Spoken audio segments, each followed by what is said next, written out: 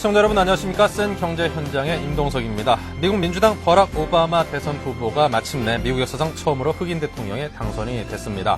자, 오바마 후보는 서부 지역의 개표가 채 끝나기도 전에 당선에 필요한 270명의 선거인단을 상회하는 297명을 확보하면서 제44대 미국 대통령 당선 확정을 지었습니다.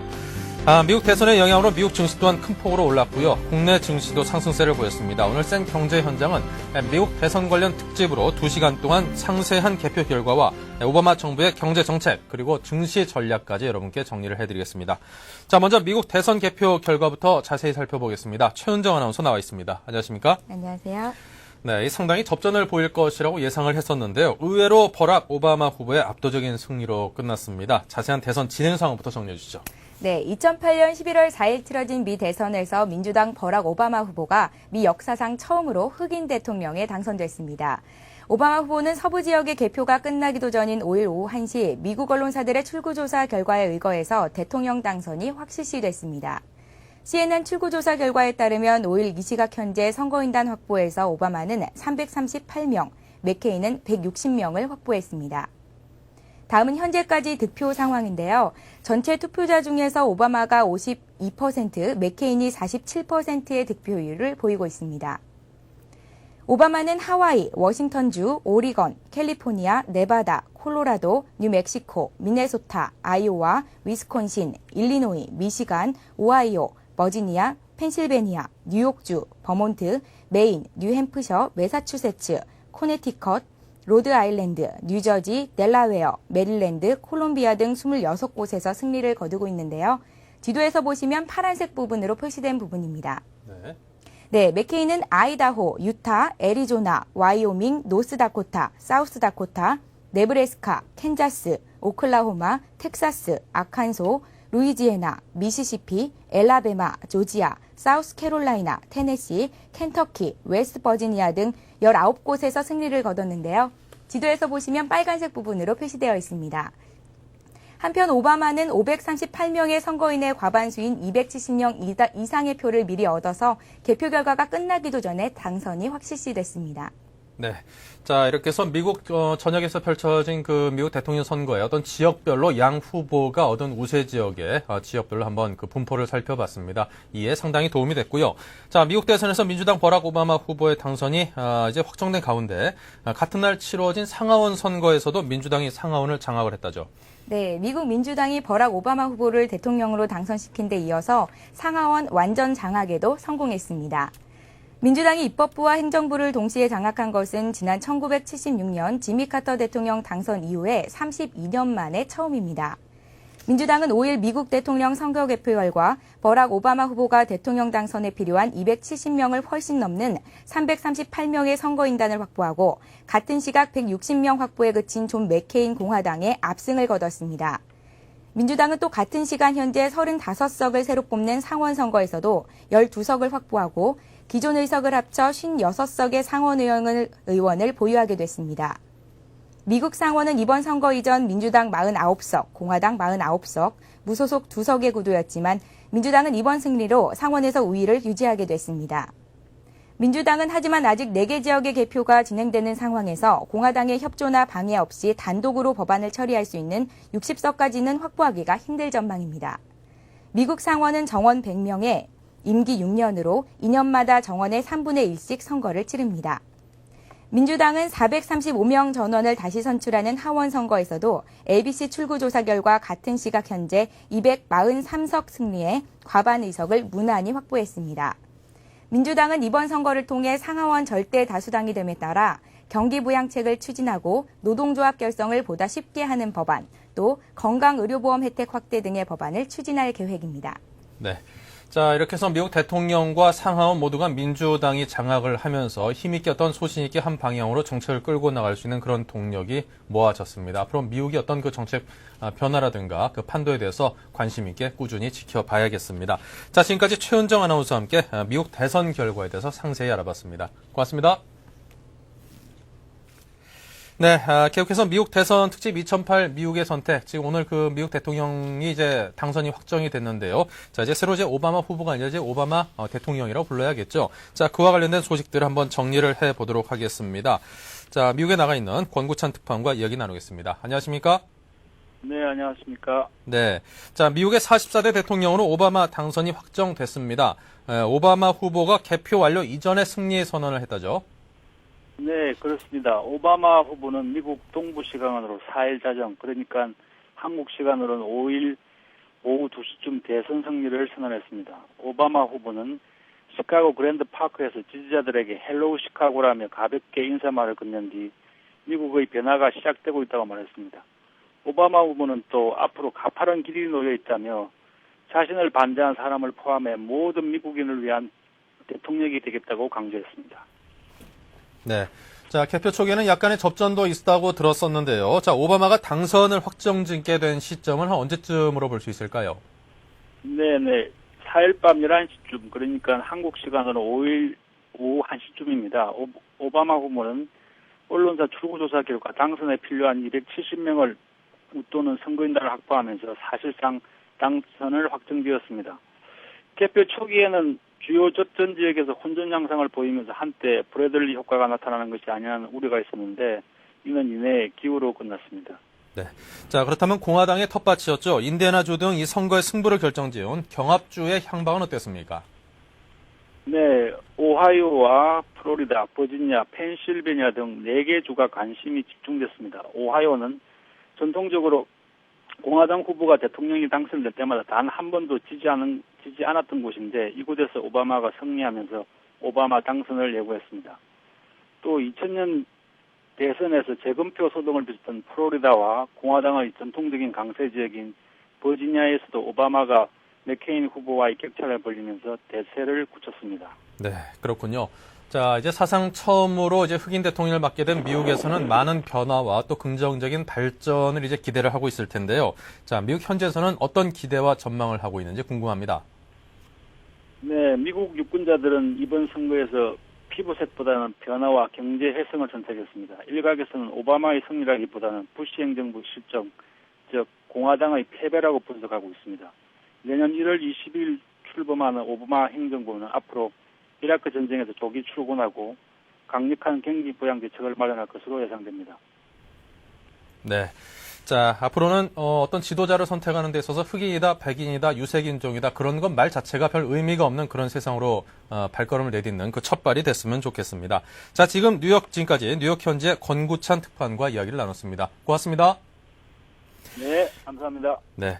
자, 이번 미국 대선은 미국 현지만큼이나 지금 우리 국내에서도 그 관심이 무척이나 높았습니다. 과연 이번 미국 대통령 선거 결과에 대해서 우리 시민들은 어떤 반응과 또 어떤 생각들을 하고 있는지 궁금한데요. 자, 함께 보시겠습니다.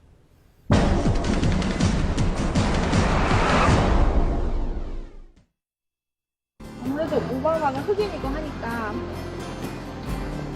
좀 소수민족이나 사회적 약자를 지지하는 정책을 많이 펴지 않을까. 이전에 대통령과는 틀린 다른 어떤 정책들이 나올 거라고 기대됩니다. 흑인이 나온 게 이렇게 고무적인 일이긴 하지만 그렇다고 해서 그들의 인식 자체가 전반적인 인식 자체가 바뀌었다고 생각을 하지 않는데 일단 흑인이 대통령이 된다는 것 자체가 사회가 또 많이 변했다는 얘기고 또 많이 변할 수 있다는 얘기가 될 수 있을 거예요.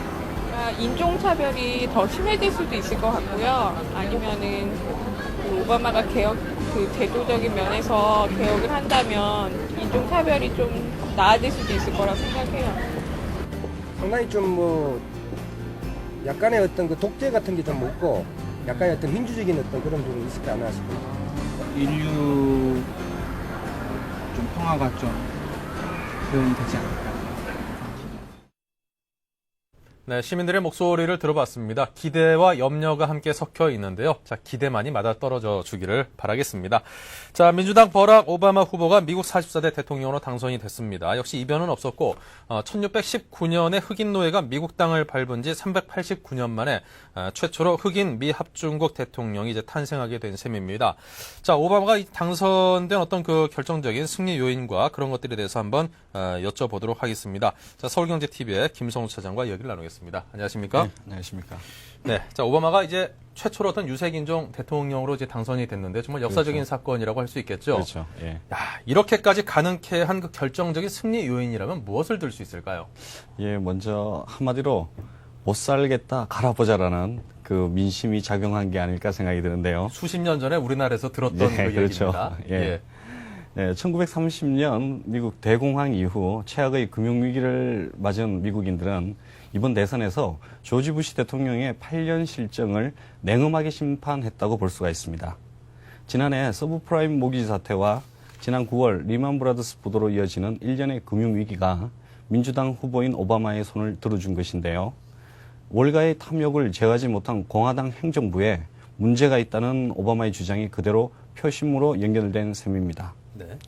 세 차례에 걸친 TV 토론도 오바마의 승리 요인으로 작용했다고 볼 수 있는데요.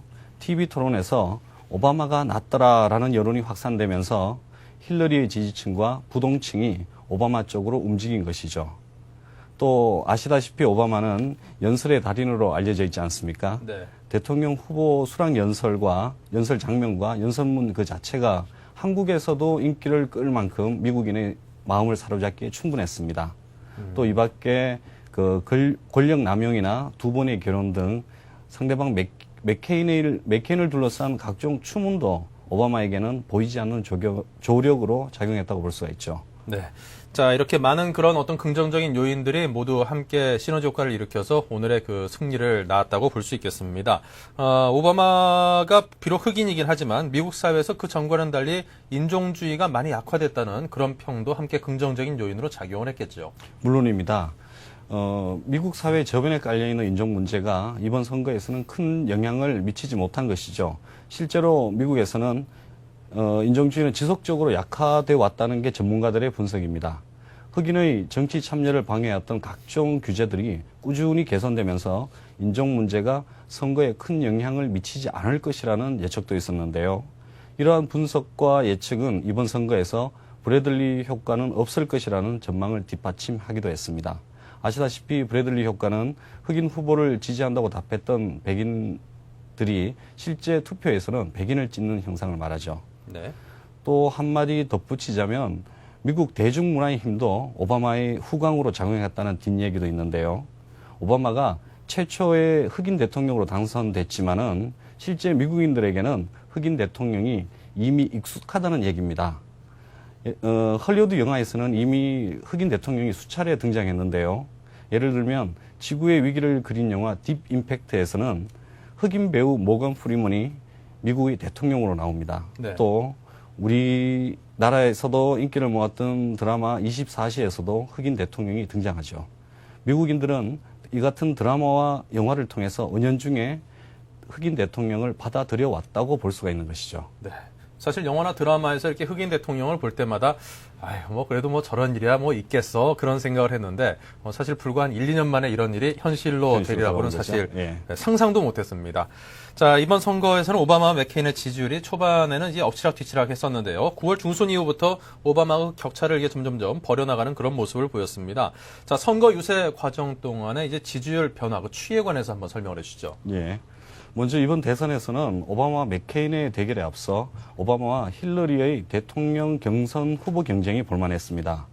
결국 6월 초 힐러리가 오바마 지지를 선언함으로써 대결이 끝이 났지만은 그때까지 오바마, 즉 민주당에 대한 지지도는 공화당에 뒤진 게 사실입니다. 갤럽 조사에 따르면은 5월 초만 하더라도 43대 47로 뒤지던 민주당은 힐러리의 오바마 지지 선언에 힘입어 한 달 만에 전세를 뒤집기도 했습니다.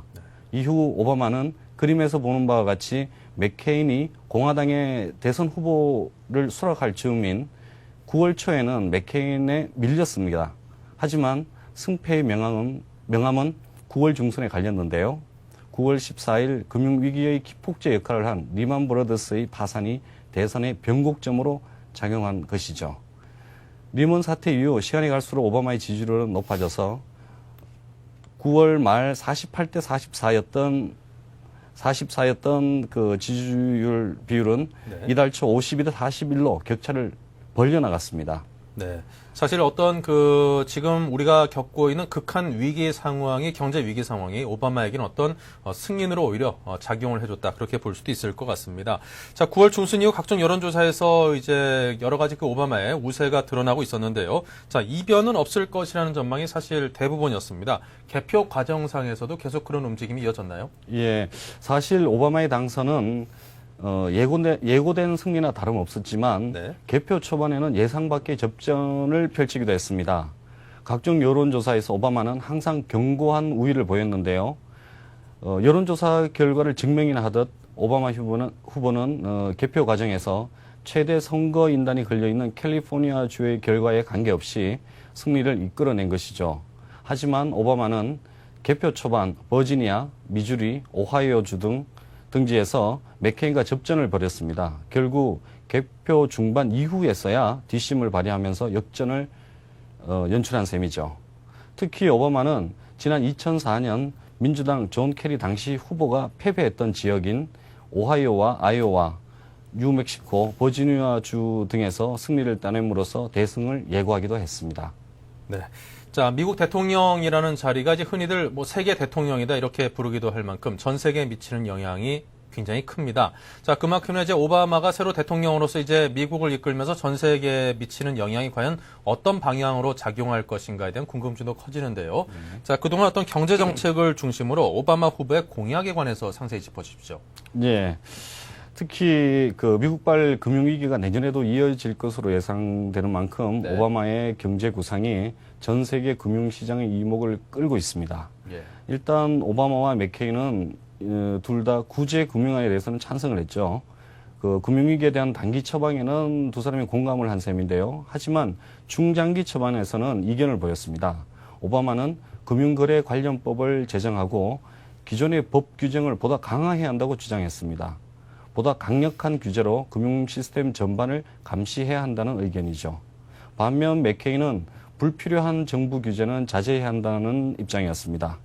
또 경기 부양과 관련해서는 오바마는 중산층을 중심으로 한 소비 진작을 강조했습니다.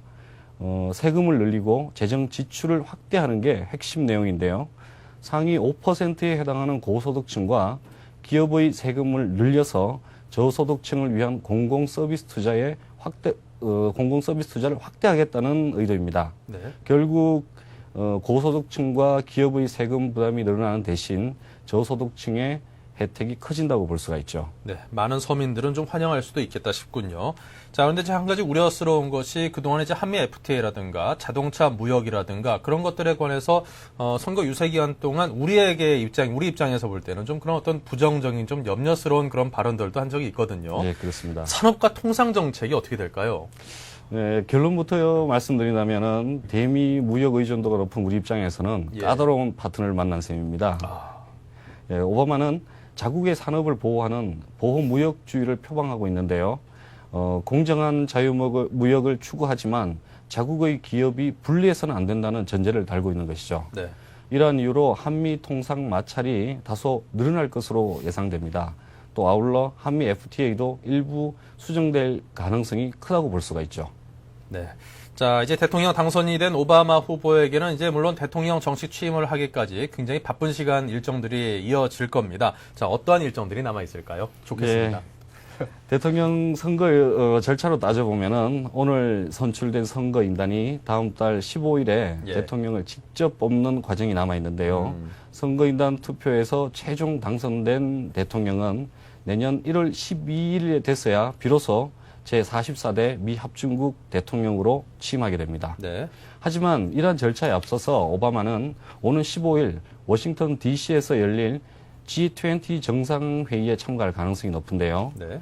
차기 대통령 당선자 자격으로 주요 국가의 정상들과 한꺼번에 만날 수 있는 좋은 기회가 되는 셈이죠. 네. 이번 정상회의에서 오바마는 금융위기를 극복하기 위해서 전 세계적인 공조를 어떻게 취할지 관심을 모으고 있는데요. 임기를 눈앞에 둔 부시 대통령보다 차기 대통령의 말 한마디가 더 큰 영향력을 발휘할 수 있기 때문인 것이죠. 네, 그렇습니다. 우리 입장에서도 이제 새로운 어떤 이제 집권 세력과 보다도 이제 공고한 유대를 맺을 수 있도록 많은 노력을 해야겠습니다. 자, 지금까지 서울경제TV 김성수 차장과 함께 이번 미 대선의 선거 기간의 어떤 그 지지율 추이라든가 여러 가지 그 이후에 펼쳐질 우리 경제에 미칠 영향 등등에 대해서 상세하게 분석해봤습니다. 또 말씀 고맙습니다. 네, 감사합니다. 중국, 홍콩, 일본, 인도, 싱가포르, 한국 등 아시아 주요 국가의 증권 및 금융시장이 하루 동안 어떻게 움직였는지 궁금하십니까? 아시아 비즈니스 투나잇에서 확인하십시오. Welcome to Asia Business Tonight. I'm Susan Lee. I'm Susan Lee in Hong Kong. 블룸버그 TV 홍콩 지사에서 진행자 수잔 리가 미국발 금융위기로 흔들리고 있는 아시아 태평양 지역 주요 국가에서 발생한 하루 동안의 주식 및 금융시장 소식을 30분간 생생하게 전달합니다. 아시아 비즈니스 투나잇의 첫 자막 방송 시간은 매주 월요일부터 금요일 밤 11시입니다. 유럽까지 번진 세계 경제 위기 상황까지 세계 경제 전체를 30분 내 한꺼번에 브리핑 받을 수 있는 아시아 비즈니스 투나잇. 서울경제TV에서만 자막 방송으로 보실 수 있습니다. 서울경제TV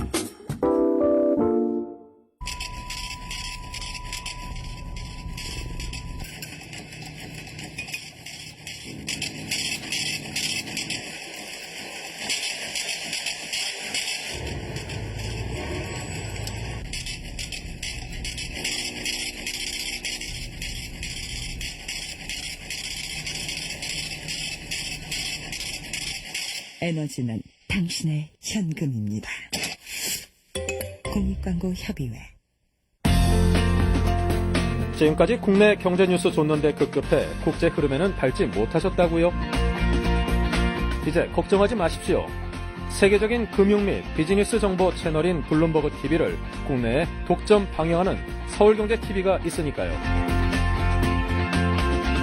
국내는 물론 고급 해외 경제 정보까지 더한 서울경제TV. Bloomberg Television.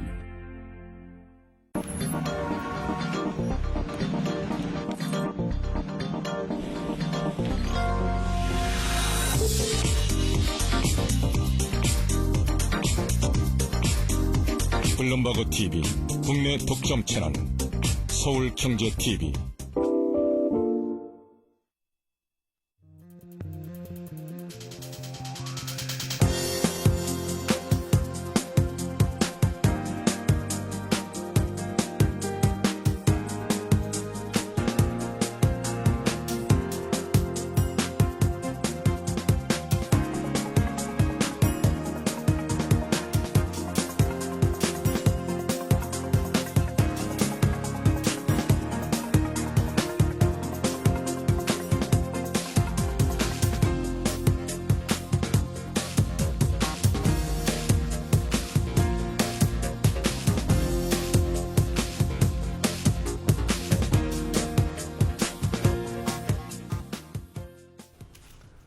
네, 이어서 오늘의 증시 마감 상황을 알아보도록 하겠습니다. 서울경제신문 증권부의 박혜욱 기자 전화 연결돼 있습니다. 안녕하십니까? 네, 안녕하세요. 박혜욱입니다. 네, 오늘 증시 마감 상황이 어땠습니까? 네, 코스피 지수가 닷새 연속 상승했습니다. 5일 코스피 지수는 전날보다 28.15포인트 오른 1181.50포인트의 장을 마쳤습니다. 장중 한때는 1200선을 탈환할 정도로 강세를 나타내기도 했는데요. 장후반 들어 버락 오바마 민주당 후보가 대통령 당선이 유력하다는 소식이 전해지자 차익 실현 매물이 출현했고 이에 상승세가 둔화됐습니다. 증시 변동성은 여전한 가운데 외국인과 기관, 프로그램 등 트리플 매수세가 유입되며 상승을 이끌었습니다. 전날까지 이틀 동안 저가 매수했던 개인은 이날 차익 실현에 나서며 2천억 원 넘게 주식을 팔았습니다. 네.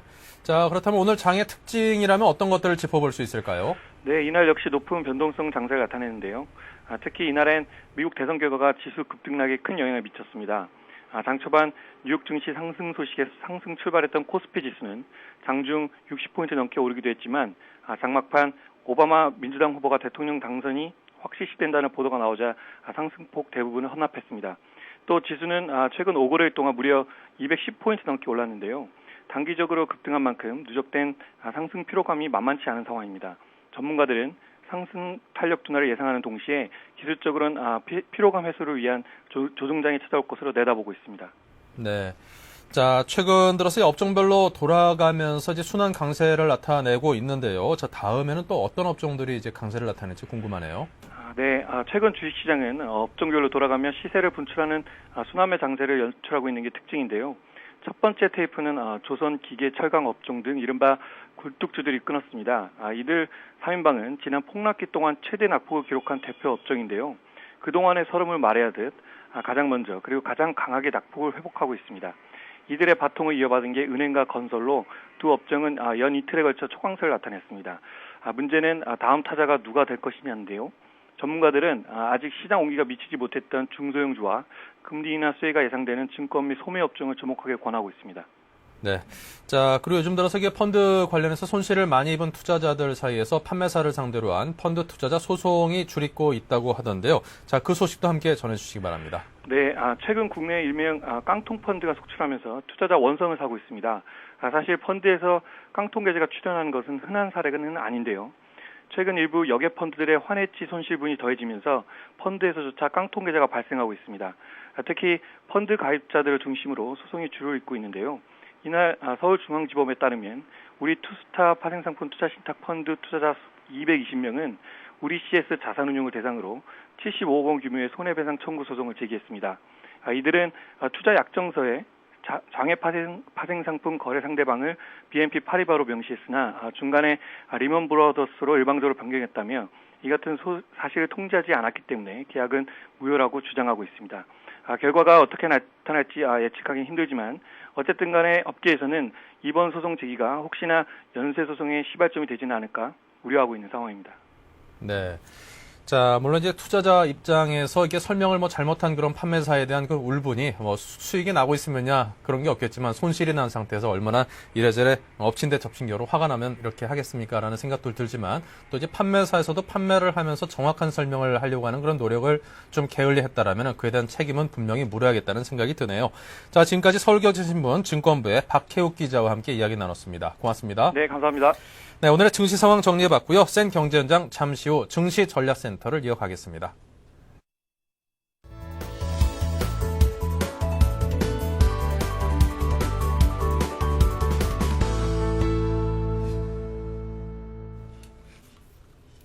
네, 증시 전략센터입니다. 굿모닝 신한증권 상암지점의 장규성 지점장 그리고 교보증권의 이주영 대리와 함께하겠습니다. 안녕하십니까? 안녕하십니까? 네. 자, 먼저 장규성 지점장님, 미 대선의 영향에도 우리 국내 증시에도 상당히 미쳤죠. 자, 오늘 장의 움직임이 어땠습니까? 네, 오늘 다우지수, 오늘 새벽에 다우지수가 큰 폭의 상승으로 끝났습니다. 우리 네. 시장도 상쾌한 출발을 했습니다. 5일째 계속해서 상승을 이어갔는데 플러스 31포인트로 오늘 장이 시작을 했습니다. 12시경 무렵에는 시장이 60포인트가 넘어서 1200포인트를 상승을 하기도 했습니다만 2시경에 버락 오바마 후보의 당선이 확정되면서 차익 실현 매물이 나오면서 상승이 6포인트까지 줄어들다가 장 막판에는 플러스 28포인트, 1181포인트로 오늘 장을 마감을 했습니다. 네. 자, 오늘 상승으로 장이 끝나서 기분은 좋습니다만 이제 전강이 좀 더 강해진 상태로 입강으로 끝났으면 좋았을 텐데 조금 약해지게 끝난 게 좀 아쉽다 싶은 생각이 듭니다. 자, 그렇다면 오늘 장의 업종별 특징이나 특징주는 어떤 것들을 들어볼 수 있을까요? 예. 계속해서 낙폭 과대 업종에 대한 순환매, 키 맞추기식의 그 주가 순환매 움직임이 계속 이어지고 있습니다. 오늘 보험 업종이 7%를 상승하였고, 은행업이 7% 상승을 하였고, 보험업이 6%를 상승하였고, 의약품이 6%를 상승을 하였습니다. 종목별로 말씀을 드리면, 보험 업종 중에서는 동부화재가 상한가를 기록하였고 현대해상이 7%, 하나손해보험이 11% 상승하는 그런 모습을 보였고요. 네. 의약품 업종이 재미있습니다. 의약품 업종이 이번 버락 오바마 후보의 수혜주로도 볼 수가 있는데 오바마 후보는 의료 관련 개혁을 하겠다 하면서 이쪽에 대한 지출을 공약을 하고 있습니다. 이에 대한 영향으로 우리 시장도 의약품주들이 오늘 강한 상승세를 보였는데요. 의약품 업종 중에 일양약품은 6일째 상한가를 기록하는 괴력을 보이고 있습니다. 우리나라에서 14번째로 신약을 발표를 했습니다. 일라프라졸이라는 신약 물질을 개발해서 내년부터 시판을 한다. 그러면서 장중의 상한가가 무너지고 하면서도 6일째 상한가를 이어가는 그런 모습을 보이고 있고요. 네. 이외에 동아약품, 한올제약이 상한가를 기록을 했습니다. 자, 이렇게 해서 이 제약주들이 약간 강세를 보여줬군요. 그리고 이제 앞으로 오바마가 대통령 당선되면서 제네릭 쪽이 이제 좀 강세를 보일 것이라는 그런 예견이 나오면서 한미약품 등등에 대해서도 상당히 좋은 호평도 이어지고 있다는 점을 좀 거들도록 하겠습니다. 자, 그렇다면 오늘 장에 대해서 또 우리 이주영 대리님께서 어떻게 보셨는지 궁금한데요. 네, 아까 시황에서 거의 많이 얘기가 나왔는데요. 네. 외국인이 635억의 순매수를 기록하면서 사흘 만에 다시 순매수로 돌아섰던 점이 매우 긍정적으로 보이고요. 네.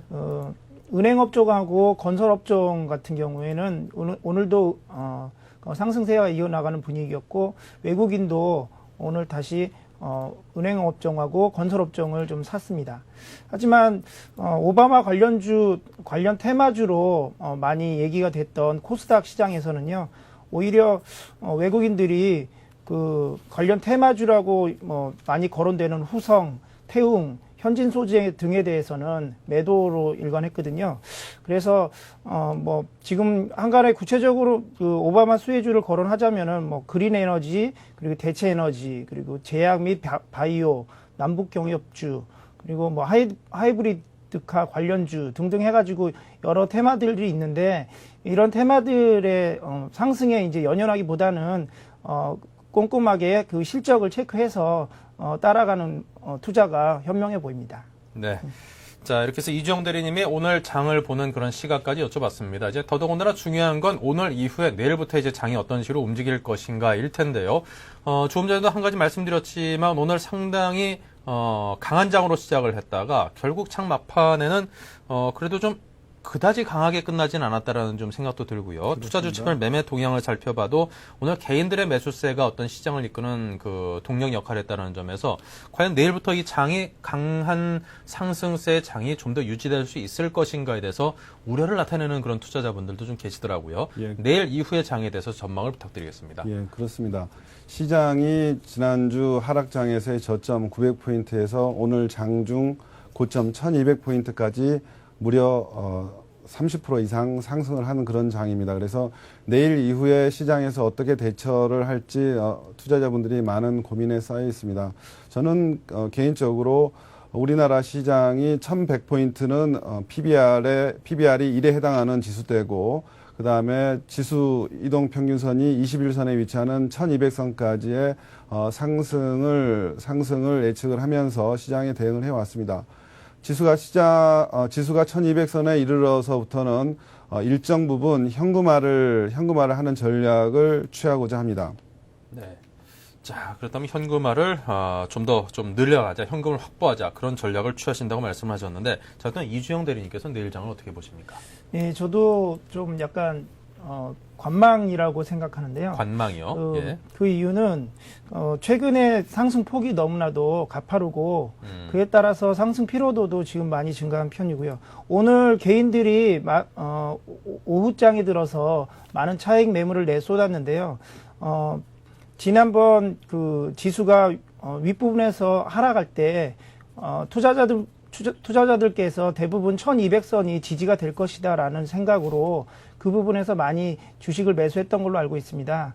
하지만 지금은 이제 지수가 밑에서 다시 1200선을 돌파하는 과정에 있기 때문에 그 1200선에서 사서 그 손해를 보았던 사람들 입장에서는 지금이 어떻게 보면은 다시 본전을 생각할 수 있는, 따라서 조금만 올라가도 자꾸 차익 매물이 나올 수 있는 구간이라고 생각합니다. 앞으로는 외국인의 매수가 어느 정도 주식 매수가 어느 정도 더 이루어지는지, 지속적으로 이루어지는지를 관찰하고요. 종목별로도 외국인 매수가 꾸준히 유입되는 종목으로 선별해서 접근하시는 것이 안전한 투자라고 생각합니다. 네. 자, 요 며칠 새 보였던 이 단기적인 이런 급등 장세에서 이제 호환마마보다도 무섭다고 하는 게 투자자들의 본전 생각이라는 그런 말도 있는데, 제가 방금 만든 얘기입니다. 예. 자, 근데, 급락하기 직전에 그 지수대가 이제 한 1200포인트대였으니까, 이제 떨어지기 전으로 왔다라고 생각을 하기보다는, 사실 900선이 붕괴되면서, 지금까지 급등한 포인트를 계산하면 300포인트 정도가 급등을 했거든요. 수일 만에. 한 30% 이상, 개별 종목 주가로 보면 한 두 배 가까이 오른 그런 종목들도 쉽게 찾아볼 수 있습니다. 그만큼 조금 전에 이주영 대리께서 말씀을 하신 것처럼 단기간에 너무나 급상승을 하고 힘차게 달려오다 보니까 이제는 조금 좀 지치고 피로감을 느낄 때가 되지 않았나. 자, 그런 점을 시장을 보는 주 시각으로 잡고 가는 것이 좀 더 나아 보이고요. 자, 그렇다면 먼저 장규성 지점장님께서 준비해 오신 그 투자 전략의 포인트와 함께 포트폴리오를 좀 말씀을 해 주시죠. 네.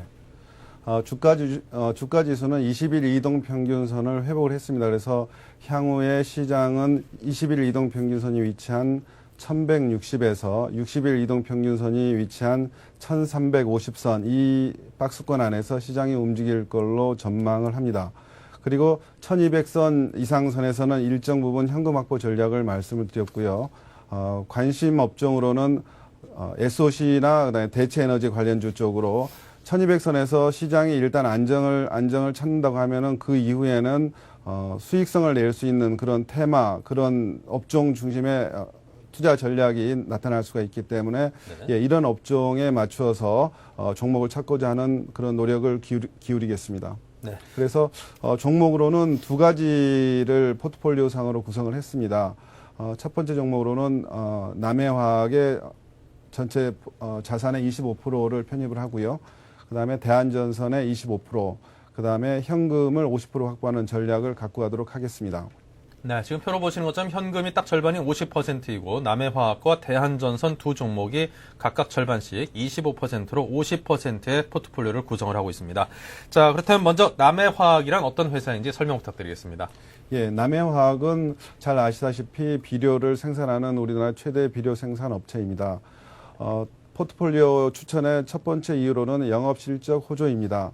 세계 비료 시황 호조로 2008년 사상 최고의 실적을 기록할 전망입니다. 2008년에 매출이 1조 5천억, 영업이익이 2,500억에 달할 것으로 생각합니다. 네. 특히 당사는 복합 비료 생산 업체 중 수출 비중이 가장 높은 업체입니다. 따라서 비료 시황 호조의 최대 수혜주로 예상이 됩니다. 세계 경기 침체에 따라서 향후 비료 소비 감소가 우려되지만 2, 3년간은 이러한 비료의 수요가 계속 지속될 걸로 예상을 합니다. 두 번째 포인트로는 바이오 디젤 관련주라는 점입니다. 바이오 디젤 관련주는 잘 아시다시피 폐식용유나 콩 이런 데서 정제해서 만든 물질을 경유하고 혼합을 해서 대체 에너지로 쓸 수 있는 그런 물질인데 오늘 오바마 후보가 이야기한 그런 대체 에너지주라든지 그다음에 SOC 관련주에 해당이 되어서 이런 데 테마가 될 수 있다는 그런 생각입니다. 세 번째로는 우수한 재무 구조, 그다음에 높은 배당 수익을 들 수가 있습니다. 남해화학은 2008년부터 영업 현금 흐름이 순현금 흐름이 창출되어서 2008년에 620억, 2009년에 1360억의 영업 현금 흐름이 창출될 걸로 예상을 합니다. 그래서 적자를 기록한 2002년을 제외하고는 매년 50% 이상의 배당 성향을 보여왔는데 올해도 이런 배당 성향이 유지된다고 하면은 1,400원 정도의 배당을 할 걸로 생각을 합니다. 이는 현재 오늘 종가 대비 9% 정도의 배당 수익률을 기대를 할 수가 있는 그런 배당률입니다. 그래서 이러한 점에 주목을 하면서 남해화학을 그 포트폴리오에 편입을 하는데요. 매수가는 14,000원, 목표가는 60일선이 위치한 19,000원, 손절가는 12,000원으로 잡고 있습니다. 네. 자, 매수가가 한 14,000원 정도의 매수를 하게 된다라고 하면 이제 예상 기대 이제 배당금은 1,400원 정도라 그러면 10% 정도의 배당 수익을 거두는 건데요. 요즘 들어서 뭐 워낙 고금리다 뭐다 해서 은행들에서 팔고 있는 특판 예금 같은 걸 보니까 그 세전 금리가 한 7%가 조금 넘는 것을 놓고 봤을 때 그렇습니다. 세금까지 제하고는 한 6%. 그러면은 거의 한 2년치 정기예금을 배당 수익으로 거둘 수 있는 그런 투자가 될 수도 있겠군요. 그렇습니다. 자, 그런 덤으로 따라오는 그 투자 수익에 관해서 좀 집중을 해야 될 때가 아닌가 싶습니다. 남해화학. 자, 지난번에 곡물가가 워낙 막 급등할 때 그때 비료주니 농업 관련주가 굉장히 그 각광을 받았었는데요. 그때 굉장히 좋은 평을 받았었죠. 전고점 대비 한 지금 절반 정도로 떨어진 가격대이고요. 자, 계속해서 대한전선은 어떻습니까? 예, 대한전선도 SOC 관련주로 볼 수가 있습니다. 글로벌 전선 업황이 개선이 되고 있는데 이에 따른 수혜주라고 볼 수가 있습니다. 최근 그 뉴스에 보면은 미국 같은 데서도 전기가 끊어져서 정전이 되는 사태가 종종 발생을 하고 있습니다. 뉴스를 통해서 저희들이 알 수 있는 그런 사실인데요. 이번에 미국에서 오바마 후보가 당선을 하면서 SOC에 대한 투자 강화를 이야기를 하고 있습니다. 그래서 미국 같은 선진국에서 교체 수요, 그다음에 이머징 마켓에서도 새로이 전선을 놓는 이러한 수요가 계속해서 창출될 걸로 보여서 전선 업황 수혜를 받을 수 있는 그런 업종으로 생각을 하고요. 그다음에 특히 대한전선은 최근에 한전에서 진도하고 제주 간의 해저 케이블을 까는 5천억 정도 공사를 발주를 했습니다. 그래서 여기에서 수주를 한다 그러면은 이 해저 케이블은 고난도 기술이 적용되는 그런 산업이라서 영업이익률이 30%로 굉장히 높습니다. 그래서 이 사업을 수주했을 때 대한전선의 영업이익이 굉장히 개선될 걸로 기대를 하고요. 두 번째는 자산 유동화 성과를 기대를 할 수가 있다는 점입니다. 최근에 안양에 공장이 있는데 그 공장을 5,500억에 매각을 했고 남부터미널도 대한전선이 보유를 하고 있습니다. 그리고 캐나다에도 부동산을 가지고 있어서 이를 유동화했을 때 회사의 자산 가치가 높아질 것으로 예상을 합니다. 그리고 대한전선은 세계 2위의 전선업체인 프리즈미안 지분을 2007년도에 9.9% 인수를 했습니다. 그리고 2009년도에 10%를 추가로 인수할 걸로 예상을 합니다. 그래서 이 프리즈미안을 인수를 하게 되면은 대한전선의 그 자회사 전체적인 지분이 현재 33%에서 50%가 넘게 됨에 따라서 지주회사 전환이 필수적으로 요구가 됩니다. 그래서 지주회사로 전환을 하게 되면은 지주회사는 경영 구조의 투명성을 기대를 할 수가 있어서 회사의 전반적인 그 평가에 있어서 높은 평가를 받을 수 있다고 생각을 합니다. 매수가는 2만 원 정도를 잡고 있고요. 목표가는 2만 6천 원, 그리고 손절가는 이전 저점인 15,000원을 잡고 있습니다. 네, 자 이렇게 해서 대한전선까지 설명을 들어봤습니다. 남해화학과 대한전선 모두 그 업종에서는 거의 수위를 다투는 그런 기업이기 때문에 안정성이 특히나 돋보입니다. 자, 계속해서 이주영 대리님께서 어떤 종목을 갖고 계시는지요? 네, 저는 삼성테크인을 소개시켜드리려고 갖고 나왔는데요. 네. 디카로 유명한 회사죠. 최근에 3분기 실적 악화를 발표했는데요. 매출을 보면은 9,723억으로 좀 전년 동기 그리고 전분기 대비해서 증가를 했는데 영업이익이나 순이익 면에서는 감소를 많이 했습니다. 하지만 지난 5개월간의 이 주가를 보면요, 한 62%나 고점 대비해서 62%나 하락을 했기 때문에 이러한 수익 악화 측면은 어느 정도 주가에 다 반영이 된 것이 아닌가 그런 생각이 듭니다. 특히나 최근 들어서 주목해야 될 거는요, 수급인데요. 동사가 주가 바닥을 찍은 지난달 그 10일 이후부터 어제까지 제가 계산을 해보면요, 기관은 총 268만 주 정도 계속 매수를 했고요. 그리고 외국인 같은 경우에는 73만 주를 순매수했는데요.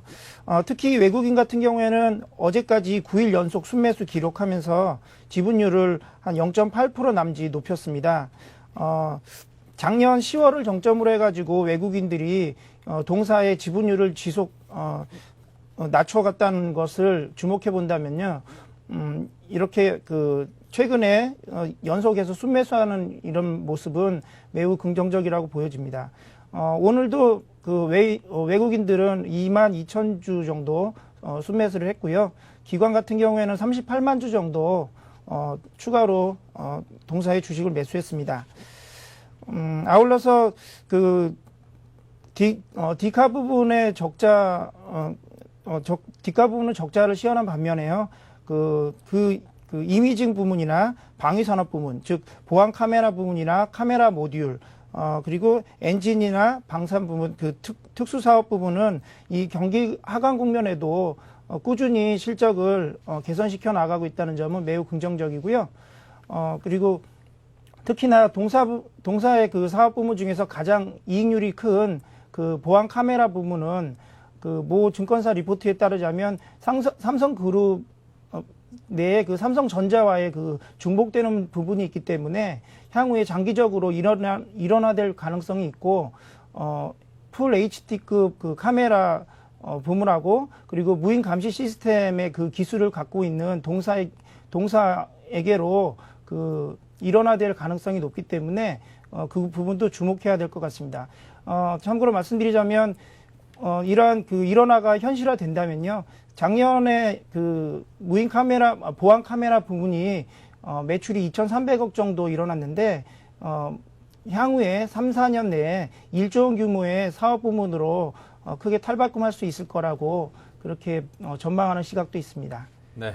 자, 이렇게 삼성 테크윈에 관한 의견을 들어봤습니다. 과거 이제 우리가 항상 들고 다니던 핸드폰에 이제 카메라 기능이 장착되기 시작하면서 그 카메라 모듈을 생산하는 삼성 테크윈이 엄청난 주가 상승도 일궜고요. 그리고 증시에서 상당히 많은 투자자들의 주목도 받았었습니다. 자, 그럼 어떤 그 제2분기가 오지 않을까 싶고요. 또 삼성전자의 어떤 인프라를 활용한 그런 협업 기능이 좀 더 강화가 되면서 생산 비용이라든가 여러 가지 중복되는 부분들이 정리되면서 회사의 그 필요 없는 군살들이 많이 정리된다라는 점에서 앞으로 삼성 테크윈의 어떤 체질 개선을 기대를 해보겠습니다. 그리고 KAI였나요? 그 방위산업 관련해서 그 지분을 갖고 있는 그 방산 분야의 매출과 그 수익성 분야도 앞으로 좀 더 관심 있게 지켜보면서 공부를 좀 해볼 부분이 아닌가 싶습니다.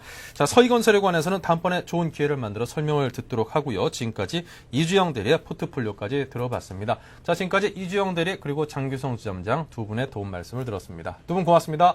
감사합니다. 감사합니다. 네, 지금까지 미국 대선 결과와 그리고 그와 관련된 우리 경제에 미치는 영향과 앞으로 우리 투자자들이 대응할 수 있는 좋은 방향에 대한 조언들까지 모두 구해봤습니다. 자, 잠시 후 생경제현장 특집 2부에서는요, 미국의 새로운 오바마 정권이 우리 국내 경제에 미칠 영향과 대응 그리고 투자 전략에 대해서 상세하게 전해드리도록 하겠습니다. 잠시 후에 뵙겠습니다.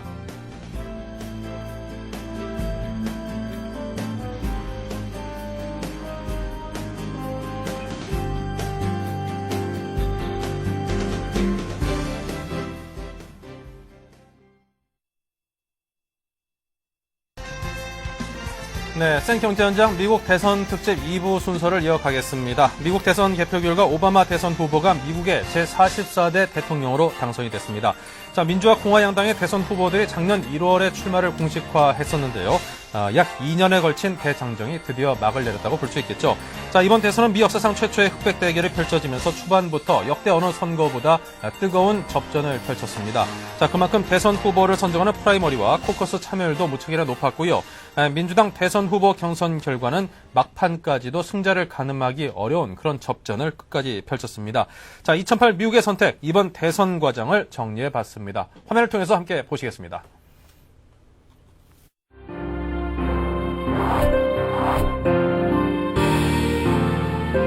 미국의 제44대 대통령으로 버락 오바마가 당선됐다. 오바마는 유세 기간 동안 각종 여론조사에서 공화당의 존 맥케인 후보와 많게는 두 자릿수의 지지율 격차를 보이며 일찍이 당선이 점쳐졌다.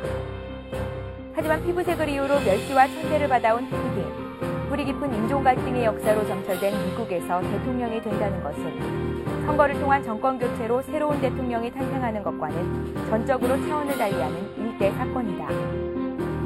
그렇다면 이런 현상은 미국 사회가 흑인 대통령을 받아들일 만큼 충분히 변화했음을 보여주는 것일까? 오바마는 하버드 로스쿨을 졸업한 수재이며 유능한 변호사이자 시카고대 법학 교수 출신이다. 그의 러닝메이트인 조지프 바이든 상원의원은 민주당 예비선거 과정에서 오바마를 지칭해 정확히 발음하고 총명하며 청결하고 용모가 준수한 최초의 주류 흑인이 정치 무대에 등장했다고 말해 논란을 불러왔다.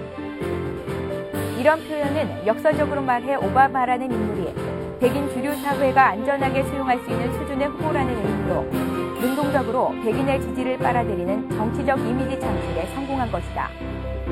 오바마 대통령은 자신이 대통령에 당선된다면 금융 시스템 안정화를 통한 경제 회생을 제1회 과제로 추진할 것이라고 밝혔다.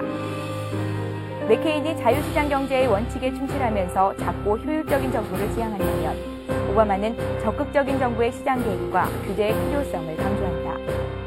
이런 차이점은 곧 경제정책의 우선순위로 이어져 금융위기 극복 방식에서부터 경기 침체 대응 방안과 대외정책에 이르기까지 미국 경제 전반에 걸쳐 다양한 변화들로 나타날 것이다. 그리고 향후 미국 경제의 향방은 우리나라를 포함한 전 세계 경제에 무시하지 못할 영향을 미치게 될 것이다. 미국 최초의 흑인 대통령 버락 오바마. 그는 금융위기와 경기 침체에 어떤 처방을 내릴 것인가? 미국 경제 그리고 세계 경제는 어디로 갈 것인가? 네, 2008 미국 대선 다시 정리해 보니까 그 어느 때보다도 치열했던 그 승부를 참 가늠하기 어려웠던 그런 경선 과정과 또 대선 본선 과정을 거쳤습니다. 자, 미국 대선 특집으로 준비한 생경제현장 2부에서는요, 새로운 미국의 오바마 정권이 국내 경제와 증시에 미칠 영향, 그리고 새로운 경제 환경에 과연 우리가 어떻게 준비하고 또 대처해야 하는지 투자 전략을 함께 짚어보겠습니다. 자, 메리츠증권 투자전략팀의 심지혁 팀장과 블리스 자산운용 장성욱 상무 두 분을 모셨습니다. 두 분 안녕하십니까? 네, 안녕하세요. 네, 자, 오바마 미국 대통령의 당선과 동시에 이제 1930년대 대공황 이후 최대 경제 위기로 침몰 직전까지 몰린 이제 미국호를 구해내야 되는 그런 막중한 임무를 어깨에 짊어진 선장 역할을 맡게 됐는데요. 자, 이미 공약에서부터 경제 정책이 가장 중요한 이슈로 작용을 했습니다. 자, 먼저 장성욱 상무님께 여쭙겠습니다. 오바마 정권으로 이제 새롭게 추구될 전반적인 경제 운영 방식은 과연 어떤 방향으로 바뀔까요? 먼저 이제 미국이 9년 만에 그 정권 교체를 이루지 않았습니까? 네. 미국을 한마디로 파산했습니다. 다시 말해서 그 달러와 기축통화로 인한 지난 50년간 세계 경제를 주도했는데요. 그 달러 기축통화가 무너지면서 신뢰감을 상실했다는 거죠. 결국은 이런 신뢰감 상실이 전 세계 금융 글로벌 위기로 치닫게 하는 가장 큰 원인이었습니다.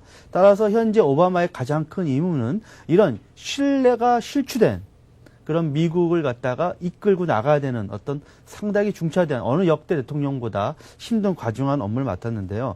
오바마의 입장에서는 이와 같이 미국의 경제가 파탄 지경에 이루어졌다는 것은 결국 네오콘들의 자유주의가 너무 방임했다. 자유방임주의의 어떤 결과라고 지금 오바마 지금 대통령 후보는 생각하고 있습니다. 다시 말해서 선거 기간 내내 바로 자유방임주의에 대한 직설적인 공격을 했습니다.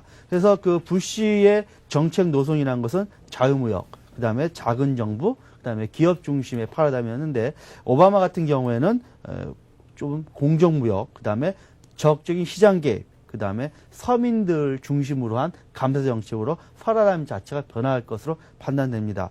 따라서 그 오바마의 경제 정책은 부시하고는 전혀 다른 어떤 경제 기조를 펼칠 것이고 그런 것들이 성공해야만 미국의 파탄이 다시 한번 일어설 수 있고 그것이 바로 세계 경제가 침체 국면에서 벗어날 수 있는 가장 기본이 된다는 점에서 돌파구를 마련한다는 점에서요. 지금 오바마의 그 임무는 미국의 경제를 살리는 것뿐만 아니라 세계 경제를 살려야 되는 어떤 막대한 책임감이 지금 쥐어져 있다고 말씀드릴 수가 있습니다. 네. 그러니까 한 기업으로 치면 이제 어떤 그동안 방만한 경영으로 퇴출 직전까지 몰려있는 기업을 새로운 CEO가 맡아서 이제 생존을 책임지는 것은 물론이고 흑자 기업으로까지 체질을 개선시켜야 그렇죠. 될 그런 책임을 맡았다. 네. 이렇게 정리를 해볼 수 있겠군요. 누가 미국이 이렇게 심각한 경제 위기, 다시 달러와 몰락을 생각하는 사람이 있겠습니까? 네. 아무도 생각하지 않습니다. 몇몇 사람만 그 어떤 학교에서 대학교 내에서 아카데믹하게만 얘기를 했지 실질적으로 이렇게 미국이 1년 만에 몰락할지는 아무도 예측 못했거든요. 네. 다시 말해서 현재의 미국 경제 상황 침체도 보통 침체 아니기 때문에 이런 어려운 국면을 빨리 벗어나야 되는 그런 역할을 맡았다고 말씀드릴 수 있습니다. 네, 강력하고 올바른 그런 리더십을 기대를 해보겠습니다.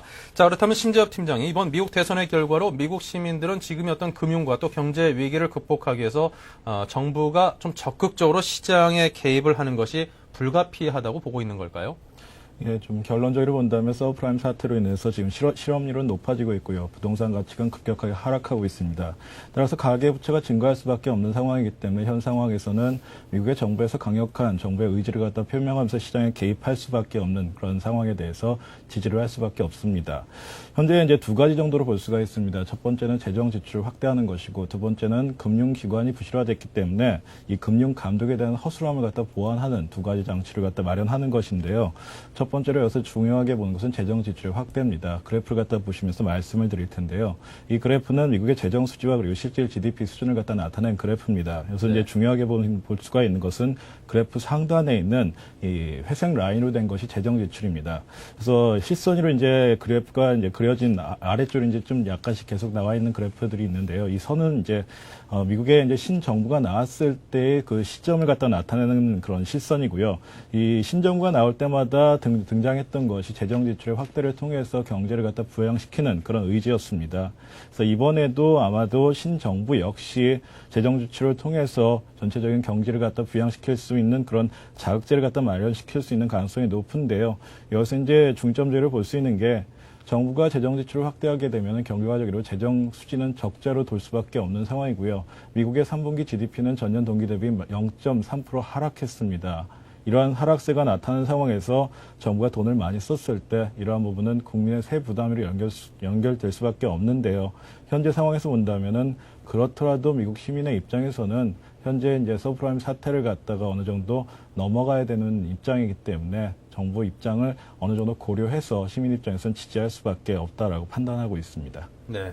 사실 그게 가장 중요한 것 같습니다. 어떤 사안이 생겼을 때 그 사회 구성원 전체가 그 사안의 심각성에 대해서 함께 공감을 하고 그것을 해결하기 위한 어떤 리더십에 대해서 일정 부분 좀 접어주고 따라주고 하는 그 공감대, 그게 자체가 굉장히 중요한 게 아닌가 싶은데요. 자, 이번 대선을 거치면서 그런 공감대가 미국 사회에 형성이 된 것 같습니다. 자, 그렇다면 장성우 상무님, 오바마와 이명박 대통령은 그 정책을 놓고 봤을 때 서로 정반대라는 그런 평도 있습니다. 자, 어떤 점에서 둘 양자 간의 차이를 보이는 것인지, 또 오바마 정부가 향후 우리 국내에는 어떤 영향을 미칠 수 있는지에 대해서 정리를 좀 해주시죠.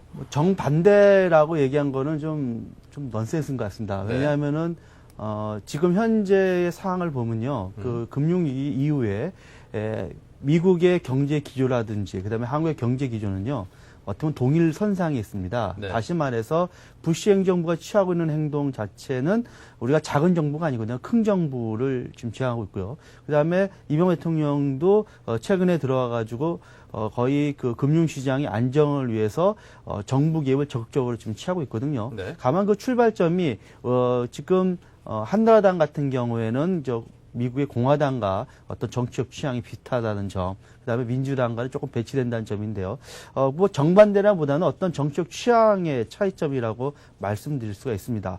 결국은 한 나라의 그 외교적인 문제는 어떤 정당의 차원을 떠나가지고 생존의 문제입니다. 네. 아까도 앞서 말씀드렸듯이 지금은 세계의 어떤 금융 전쟁을 하고 있는 아주 그 상당히 난세거든요.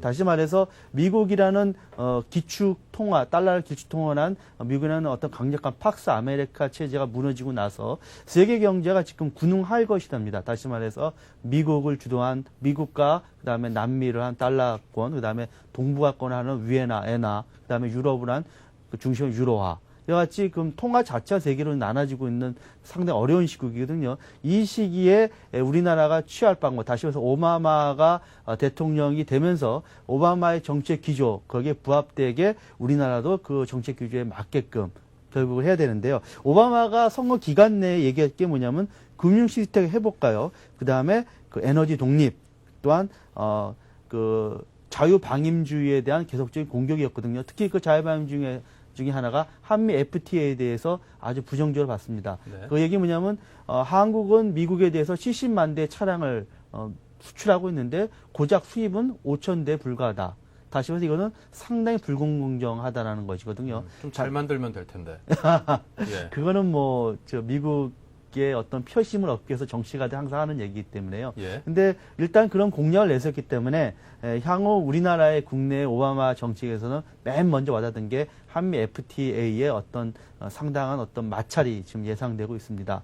하지만 우리가 이런 마찰보다는요, 한 가지 눈여겨봐야 될 게 결국 오바마도 먹거리를 생각해야 됩니다. 다시 말해서 미국의 먹거리를 생각해야 되는데 미국의 먹거리 중에 가장 중요한 게 금융산업, 그 다음에 군사 서비스, 그 다음에 영화, 오락, 엔터테인먼트, 일부 IT였습니다. 네. 근데 여기서 가장 큰 축인 금융산업 자체가 무너졌기 때문에요. 향후 먹거리에 대해서 오바마는 걱정할 수밖에 없고 그 먹거리에 대해서 가장 먼저 내놓는 게 신재생 에너지 부분이고요. 그 다음에 또한 그 바이오 제약 부분, 그 다음에 IT 부분이거든요. 네. 결국 우리나라도 미국의 어떤 그 정책 방향, 산업 정책 방향에 부합되게 우리나라도 영향을 받을 수밖에 없고요. 그리고 그거에 동조하는 것이 다시 말해서 미국 정책에 부합돼서 우리나라도 경제 정책을 펼치는 것이 제가 볼 때 우리나라 국익에 도움이 될 거라고 판단됩니다. 다시 말해서 자유방임주의가 아니라 우리나라도 결국은 이제 현재 금융 위기를 벗어나기 위해서는요. 어떤 보면 적절한 정부의 어떤 좀 적극적인 정책이 좀 생각이 되고요. 다시 말해서 이명박 대통령이 처음에 작은 정부를 얘기했지만요. 그 작은 정부의 실현은 그래서 물 건너갔다고 해도 과언이 아니라고 생각이 됩니다. 네. 자, 어떤 세계 경제의 큰 흐름을 주도하는 국가가 미국이고 또 우리 수출을 위주로 이제 먹고 사는 우리나라 입장에서는 우리의 가장 큰 시장 중에 하나가 미국입니다. 자, 새로운 어떤 그 기조의 흐름 자체의 변화에 대해서 잘 감지하고 파악하고 그에 적합한 우리들의 어떤 그 방향성 설정하고 그에 함께 편승하는 그런 노력을 게을리해서는 안 되겠습니다. 자, 그렇다면 심재엽 팀장이 오늘 외교통상부에서는요, 이 한미 FTA와 관련해서 재협상은 어렵다 그런 입장을 밝혔습니다. 자, 미국의 새 행정부가 출범할 경우에 한미 FTA가 어떤 좀 삐끗할 수도 있겠다 싶은 그런 염려를 하시는 분들도 분명히 있는 것 같거든요. 그 전망을 함께 해주시죠. 예, 지금 현재 상황에서는 좀 불확실성이 많다고 볼 수가 있는데요. 아무래도 이건 좀 차별화의 양상이 좀 펼쳐질 수 있는 부분입니다.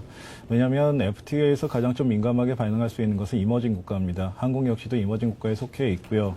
오늘 외교통상부가 이제 재협상에 대해서는 거부한다라는 의지를 표명을 하긴 했지만 향후 이제 11월 12일과 그리고 13일에 있을 EU와 한국 간의 FTA 결과에 따라서 사실상 향후에 미국과의 재협상 가능성도 좀 남아있다고 볼 수가 있습니다. 그리고 미국에서 이제 오바마 후보는 이제 전체적인 정서를 봤을 때 반무역 정서이면서 노조를 갖다가 많이 생각해주는 그런 입장을 표명하고 있습니다. 이러한 점에서 본다면은 한국이 이제 대미 수출 국가이고 수출 비중 역시도 16%를 갖다 차지하는 그런 무역의 대상국이 미국이기 때문에 이러한 점은 향후에 이제 국내 이제 수출의 의존도라든가 아니면 수출 기업들의 실적 그리고 마지막으로는 한국 자체 이제 대미 성향이 약간의 좀 변화가 나타날 수밖에 없는 부분이라고 볼 수가 있고요. 결과적으로 본다면은 현재 상황은 미국은 굉장히 좀 힘든 상황이기 때문에 이러한 힘든 국면을 타개하기 위해서 약간 보호 무역주의에서 이기적인 그런 성향이 나타날 가능성도 배제할 수가 없습니다. 그래서 현재 상황에서는 약간 불확실성이 있으면서 보수적인 스탠스를 갖다 보는 그런 변수라고 볼 수 있는 부분입니다. 네. 자, 이렇게 해서 한미 FTA와 관련된 그 약간 우려 섞인 그런 전망을 하시는 분들도 있는데 그에 관한 심재엽 팀장님의 의견을 들어봤습니다. 자, 새로운 오바마 행정부가 과연 우리 국내 경제는 어떤 영향을 미칠지 상세히 짚어봤고요. 자, 그렇다면 국내 경제 전문가들은 앞으로 향후 어떤 식으로 시장이 움직일 것으로 전망을 하는지 저희가 화면으로 담아왔습니다. 함께 보십시오.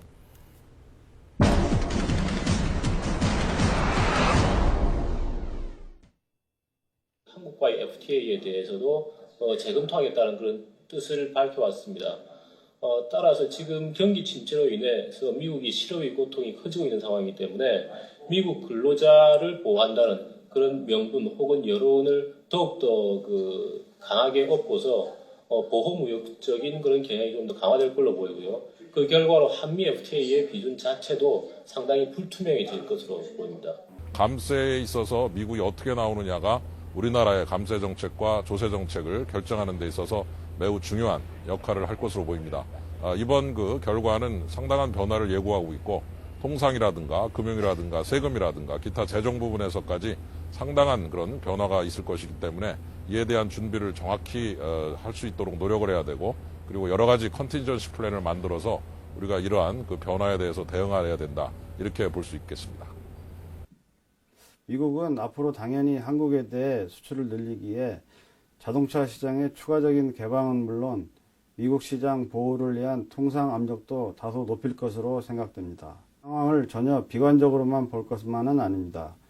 오바마 대통령 당선자가 후보 때보다는 앞으로 보다 유연하게 재반 정책에 접근할 것이고 특히 반시장주의적인 정책을 함부로 채택하지는 않을 것이기 때문입니다.